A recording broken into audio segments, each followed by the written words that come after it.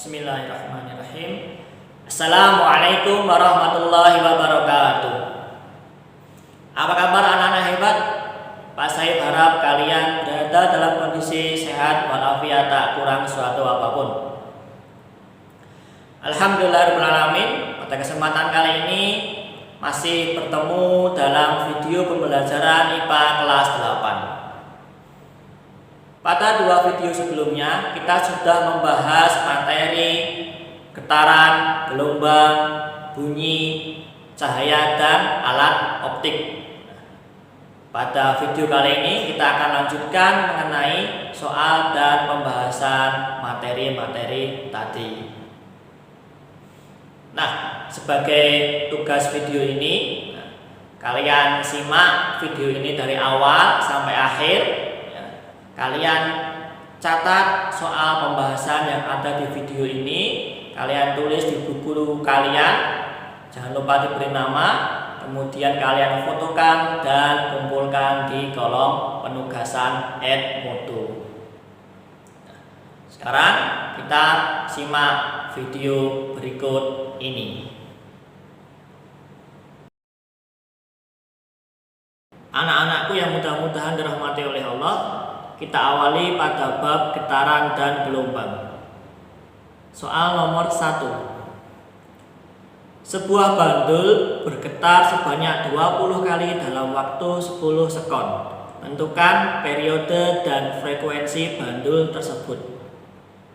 Kita tulis dulu yang diketahui pada soal, yaitu banyak getaran atau N kecilnya sebanyak 20.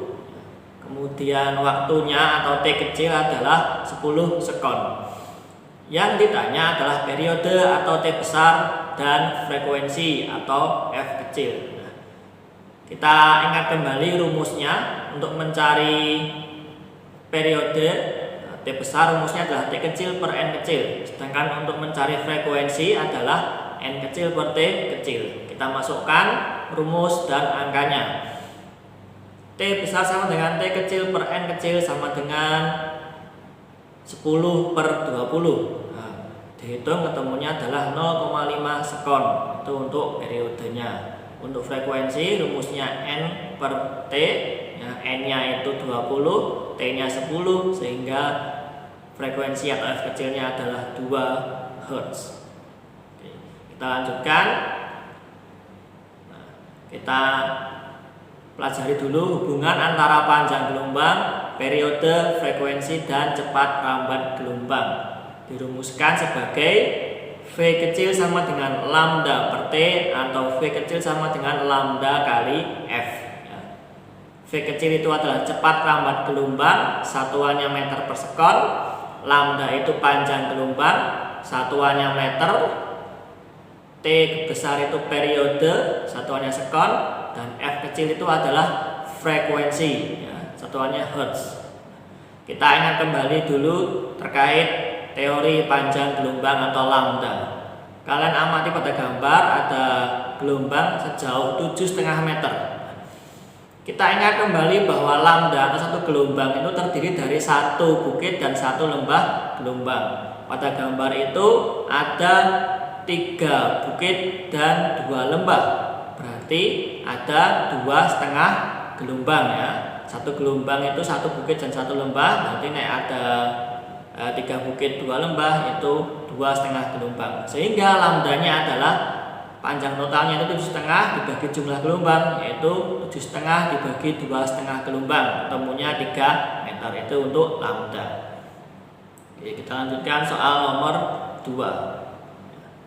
Pada gambar berikut ini gelombang merambat dengan periode 2 sekon. Berapakah cepat rambat gelombang tersebut? Nah, pada gambar ternyata panjang lembah gelombang itu adalah 4 meter.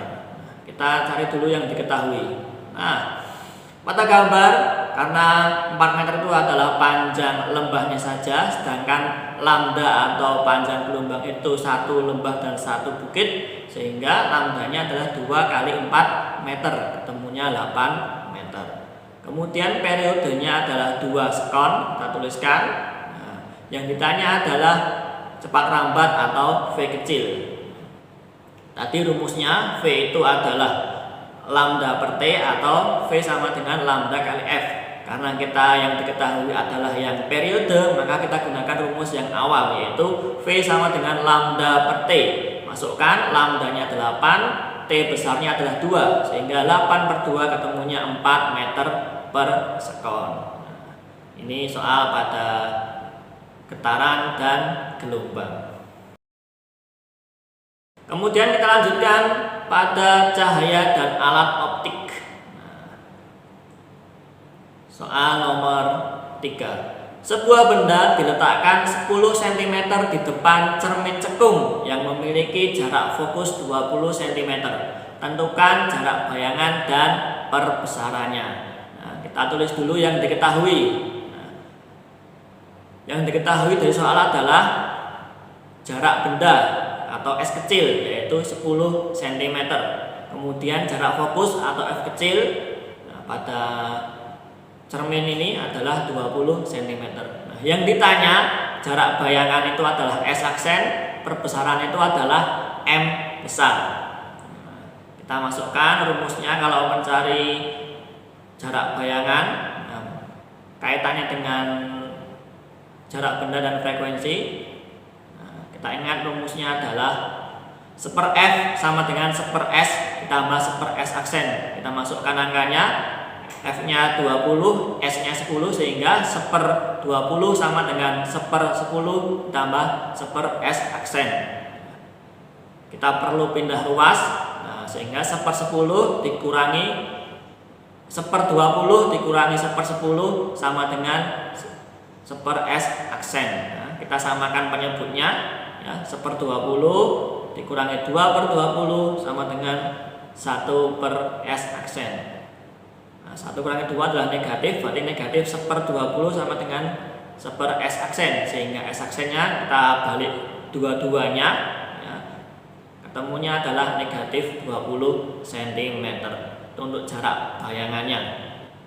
Kemudian perbesarannya, ya, atau M besarnya, rumusnya adalah harga mutlak S aksen per S, ya, kurung tegak di awal dan akhir. Ini menunjukkan bahwa apapun hasilnya nanti harus kita ubah ke dalam bentuk positif.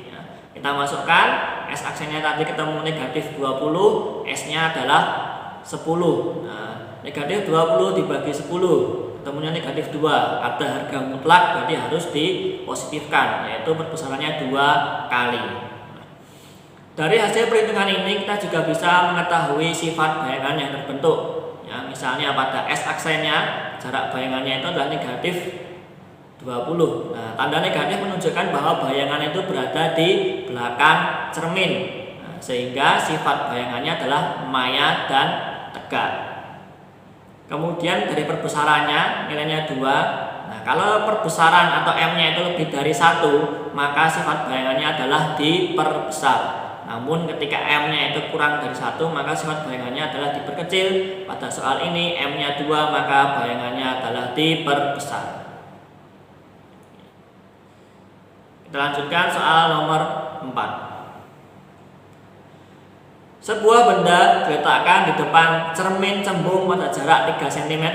Jika titik fokus cermin tersebut adalah 6 cm, tentukan jarak bayangan terhadap benda. Nah, tulis lagi yang diketahui. Jarak benda atau S-nya adalah 3 cm, kemudian fokusnya karena ini adalah cermin cembung, maka F-nya bernilai negatif, ya, F-nya negatif 6 cm. Yang ditanya adalah jarak bayangan atau S aksennya. Nah, rumusnya sama seperti tadi, ya. 1/f sama dengan 1/s tambah 1/s aksen. Karena F-nya negatif berarti 1 per negatif 6 sama dengan 1/3 tambah 1/s aksen. Kita pindah ruas. Negatif 1/6 dikurangi 1/3 sama dengan 1/s aksen. Kita samakan penyebutnya jadi 6 semua. Jadi 1/6 dikurangi 2/6 sama dengan 1/s aksen. Ketemunya negatif 1 dikurangi negatif 2 berarti negatif 3. Negatif 3/6 sama dengan 1/s aksen. Disederhanakan berarti negatif setengah sama dengan 1/4 S aksen ya. Kita balik keduanya, jadi S aksennya adalah negatif 2 cm. Ini pada cermin cembung F-nya ditulis negatif. Kemudian kita lanjutkan pada lensa. Soal nomor 5, sebuah benda setinggi 1 cm diletakkan di depan lensa cembung pada jarak 3 cm. Jika fokus lensa adalah 2 cm, tentukanlah sifat bayangan yang terbentuk. Ya, kita tulis juga yang diketahui, benda setinggi berarti tinggi itu adalah H 1 cm. Nah, kemudian jarak benda atau S kecilnya adalah 3 cm. Kemudian fokusnya pada lensa cembung ditulis positif ya, 2 cm. Yang ditanya adalah sifat bayangannya. Untuk mencari sifat bayangan berarti kita harus mencari jarak bayangannya serta mencari pula perbesarannya. Jarak bayangan rumusnya kita mencari dari 1/F sama dengan 1/S tambah 1/S aksen. Nah, F-nya itu 2, S-nya adalah 3. Berarti 1/2 sama dengan 1/3 tambah 1/S aksen. Kita pindah ruas. 1/2 dikurangi 1/3 sama dengan 1/S aksen. Samakan menyebutnya, berarti 3/6 dikurangi 2/6 sama dengan 1/S aksen. 3 kurangi 2 ketemunya 1, berarti 1/6 sama dengan 1/S aksen. Kita balik dua-duanya, maka S aksennya adalah 6 cm.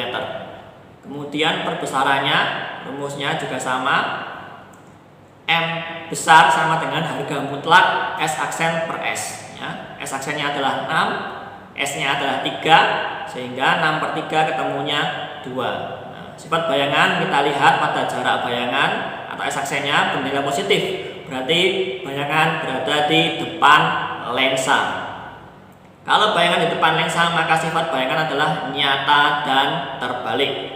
Kita lihat perbesarannya, karena M-nya 2 alias lebih dari 1, maka bayangannya adalah diperbesar, sehingga pada soal nomor 5 sifat bayangannya adalah nyata terbalik diperbesar. Kemudian kita lanjutkan soal yang ke-6, soal terakhir ya. Sebuah benda setinggi 2 cm berada di depan lensa cekung dengan fokus 2 cm. Jika jarak benda 4 cm, maka tentukanlah jarak bayangan terhadap benda. Ya, kita tulis yang diketahui adalah ketinggian atau H, yaitu 2 cm. Fokusnya, karena ini lensa cekung, nilainya negatif. Ya, jarak benda S-nya adalah 4 cm. Nah,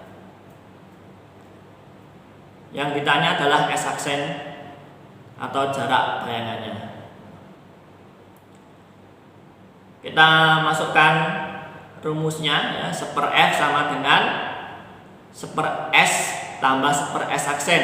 Nah, F-nya itu negatif 2, berarti 1/-2 tambah S-nya 4, berarti sama dengan 1/4 tambah 1/S aksen ya. Kita pindah ruas, berarti negatif 1/2 dikurangi 1/4 sama dengan 1/S aksen. Samakan menyebutnya, negatif 2/4 dikurangi 1/4 sama dengan 1/S aksen ya. Negatif 2 dikurangi 1 berarti negatif 3/4 sama dengan 1/S aksen, sehingga S aksennya atau jarak bayangannya adalah negatif 4/3 cm ya. Itu tadi contoh soal dan pembahasan secara singkat. Yang perlu kita ingat, untuk F-nya atau fokusnya yang negatif itu adalah pada cermin cembung dan lensa cekung ya, ditulis F-nya negatif.